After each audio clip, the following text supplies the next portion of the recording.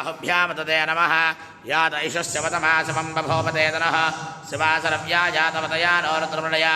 याते रत्रशिवातनोरघोरापापगाशने दयानस्तनवासन्तमया गिरिशन्दाभिजागसेः यामिशङ्गिरशन्दहस्रेऽपि वर्ष्यस्तवे शिवाङ्गिरित्रदाङ्कुरमाहिगंसेः पुरुषं जगतो शिवेन वचसा त्वा गिरिसाक्षापदामसे यथा नः सर्वमिज्जगदयक्ष्मगो सुमना असतो अध्यभोजभक्ता प्रथमो देव्याभिषगो हेतुसर्वाञ्जम्मयन् सर्वात्रयातु धान्यः असव्यस्ताम्रो गणपति कूड असव्यस्ताम्रो अरुणपतबृहस्समङ्गलः ये चेमाकं रुद्राभितो दीक्षसृता सहस्रसो वैशाखं हेडयेमहे असव्यापसर्पतिनीलग्रीवो विलोहितः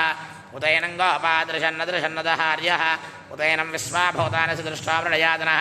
नमोऽस्तु नीलग्रीवाय सहस्राक्षाय मेडुषे